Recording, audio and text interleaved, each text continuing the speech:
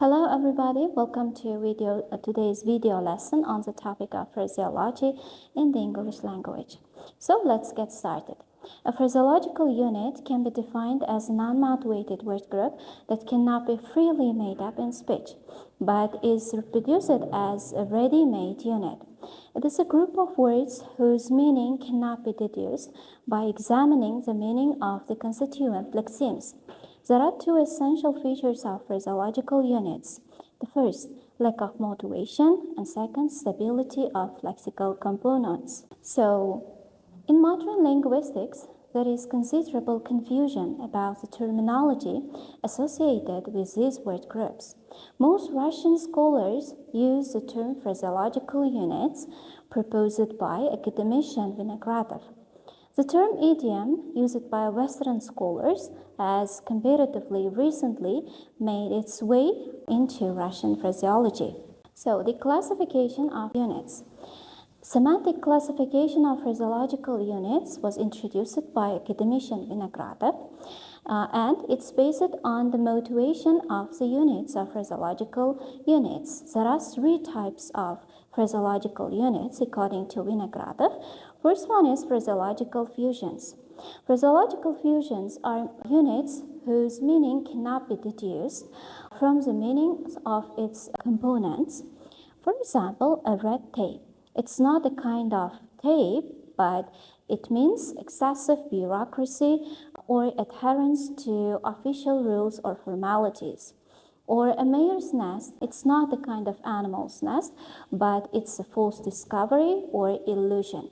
The meaning of the components is completely absorbed by the meanings of the whole. Second type of phraseological units are called phraseological unities. They are expressions that the meaning of which can be deduced from the meanings of their components. The meaning of the whole is based on the transparent meanings of the components. For example, to show one's teeth means to be unfriendly, or to stand to one's guns means to refuse to change one's opinion. They are considered motivated expressions. Next type of phraseological units are called phraseological collocations. They are not only motivated, but also one component of its members can be used with its direct meaning, and the second one can be used metaphorically. For example, to meet requirements or to attain success. In this group of phraseological units, some substitutions are also possible. It does not destroy the meaning of the other one. We can use to meet the needs, to meet the demand, to meet necessary instead of to meet requirements. So, structural classification of phraseological units proposed by Professor Smirnitsky. He classified three types of phraseological units. They are phraseological combination, traditional phrases, and idioms.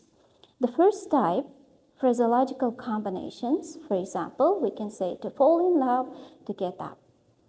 So, in its turn, the phraseological combinations can be divided into two subgroups. One-top phraseological units and two-top phraseological units. One-top phraseological units, which were compared with derived words, for example, verb-adverb phraseological units. It should include one verb and one adverb or preposition, like to give up, to bring up, to try out, and etc. Or phraseological units included or to be included phraseological units like to be, tirade, to be, surprised, or to be up to. And next type of phraseological units are called two-top phraseological units, and they are compared with compound words. For example, attributive nominal two-top phraseological units like brain stripe or white elephant, blind alley. These type of phraseological units function as noun equivalents. Verb nominal phrases, for example, to know the ropes or to take place. And phraseological repetitions, which include the coordinated element and, ups and downs, rough and ready. And lastly, the adverbial multi-top units, for example, every other day. That's all about today. We talked about phraseological units and their main types. So if you have any questions, you are welcome to write them in the comments section below. Until next time, goodbye.